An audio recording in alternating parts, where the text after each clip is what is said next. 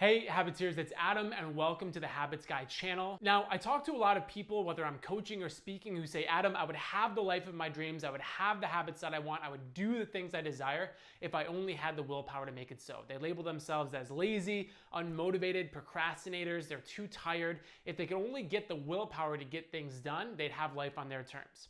The reality is that the way we view willpower is largely wrong. A lot of us believe that willpower, the way we've been conditioned to believe about it, is this finite resource that once it's tapped out, we need to rest or recover in order to replenish it.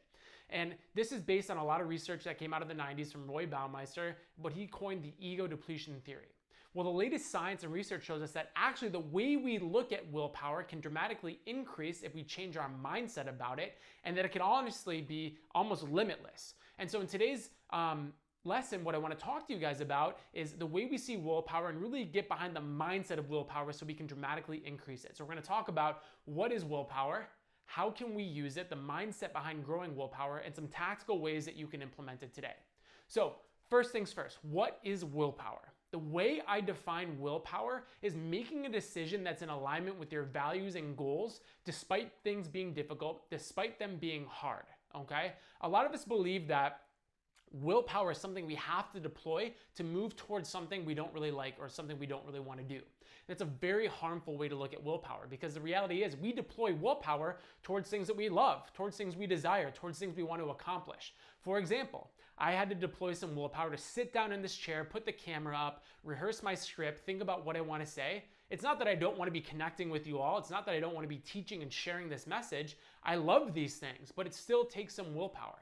And if we get this idea that willpower is only used towards things that we don't desire or things that we don't really like, we'll continually avoid things that are actually meaningful to us because we think if it requires willpower, it must not mean something we want to do, or we'll stay away from it because it requires willpower. The definition of willpower in my eyes is making a decision to move towards something you value or desire despite not feeling like it. And that's really, really empowering. Okay, so that's kind of how I define willpower. Now, willpower in a sense is so critical because when I think about building new habits or behaviors, the definition I use is you use willpower to install habit algorithms that run on autopilot, so you just have to make the decision once. I want you to imagine that what if you just decided that you were going to implement or install a habit that you ran every single morning? You had to make the decision once, take some time to build that habit, and then once you made that decision, you ran that algorithm on autopilot for the next 30 years. Can you imagine the health, vitality, strength, the endorphins, just your overall mindset from having that habit because you made the decision once and you no longer had to reconsider it? It's an amazing feeling. But the reality is that most people don't do that. Most people don't make the decision and they continually react to life where they're using willpower every single time they make a decision to enact a behavior or resist a temptation or something of that sort, right? We're constantly playing defense against life instead of offense. A classical defense situation for me is there's probably some Ben & Jerry's in the fridge right now. Unless I make the decision to run a habit algorithm that says I don't eat ice cream or I don't eat ice cream before 8 o'clock or something of that sort, I'm constantly faced with the temptation of should I have ice cream now? No. Should I have it? Oh, maybe. If I can just make the decision once and install a habit that says I don't eat ice cream past 8 o'clock, I take all future decisions off the table. I'm playing offense against the temptations of my life, so I use willpower to install the habit, but then it's no longer something I need to think about. But a lot of us are playing the defensive game where unless we make that decision, unless we use willpower to install a habit, we're constantly playing defense where as soon as something comes up, we have to make a decision and use energy to think about it. Or every time we want to get ourselves to do something, we have to use energy to muster up the courage to go after it and get it. And that's not the way we want to be playing the willpower game. So the reality is that if you use willpower to install a habit that then runs on autopilot, you limit the amount of time that you have to use willpower. The way I see it, people who have strong willpower or will, or people who are really disciplined don't necessarily have the most willpower. They just use it in the right way. And that's what I want to help you guys do. Now, this video is a lot about the mindset behind willpower. So a lot of us believe that willpower is this finite thing, that once we use it, it's gone, or we need to replenish it. And this comes out of a lot of research that Roy Baumeister did in his lab. I think he's at the University of Florida State, something like that, Florida State University. And basically he did this study where he had people go through some of these classic willpower tests, like sticking their hand in really cold water or doing some type of tedious math test that had no answers. And then he put them in a room, okay? And in this room, there was options. You had these delicious baked cookies, or you had some radishes. And the reality of the situation is that people who underwent these willpower, these experiments that zapped their willpower, were more likely to give in and choose cookies versus the vegetable option or the healthy option or whatever else was there, okay?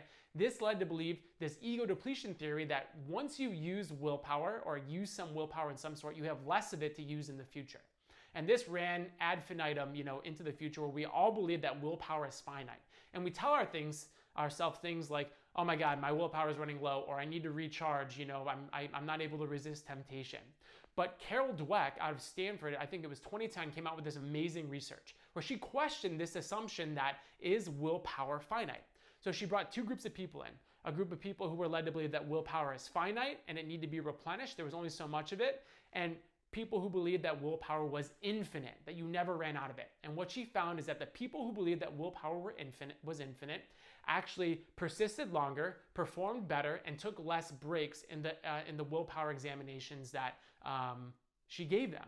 And what this led to believe that the mindset you have about willpower drastically impacts what you believe is capable biologically, psychologically, physiologically. This is what's called a mindset intervention. Changing the way you see something actually changes your performance.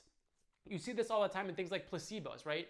You give somebody a pill and you tell them it's an amphetamine, right? And they feel all wired up, and when in reality, it was actually a sedative, or vice versa. Or you tell people, hey, this is the latest and greatest cancer-kicking drug. You give it to them, and their cancer, starts to heal. I don't know if this is actually true, if this actually happens, but they have these side effects that you would imagine from actually getting a pill, when in reality, it's a placebo, or it's something completely different. There's mindset interventions that show people who were advertised some type of healthy shake that's low calorie actually had a hormonal response in their bodies, when in reality, the shake was a high caloric, really, really sweet shake, right? So all these different crazy things, the way we believe or the way we see something actually changes our response to it. And so we can actually adopt a limitless mindset when it comes to willpower, and that'll drastically increase our willpower. So how do we go about implementing this in our day-to-day lives? So the first thing I want you guys to do, and really the only lesson I want to share with you, is when you get that pang of, oh my God, I'm getting tired, or oh my God, my willpower is being depleted, what I want you to remind yourself of is this is a reminder to your body that you're just getting started, right? This is a reminder that when you feel those feelings of nervousness or anxiousness or tired, that's your body signaling you that it's just getting started. I think about the David Goggins quote. David Goggins, for those of you who don't know, is like a crazy freak athlete, endurance fiend, just loves pain, I guess in some sorts is the best way to describe him. He says, when I feel like giving up or my body starts getting tired, I know that I'm only at 40%. And the reality is most of us give into our feelings in the moment and take them for fact. We get the sense that because our body tells us to slow down or I'm getting tired, that means that we are at our limit, or that's a fact of the matter.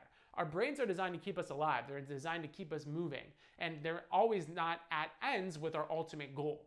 Our feelings are just messengers. We can choose or we can choose to take them as fact. Or the next time you feel like your willpower has been depleted, I want you to use that as a signal that you're just tapping into the beginning of it. Because the reality is, if you change your mindset about what's happening, we know scientifically that you can boost the amount of willpower that you have and persevere longer. Now, disclaimer, this is not saying that you need to completely avoid taking breaks. Breaks are necessary and actually really important. Science says that taking regular breaks actually in an hour and 90-minute intervals actually charges you back up. But you shouldn't be taking breaks every 10 minutes, or once you get tired, you shouldn't stop every 5 minutes, right? You actually have much more tank than you realize.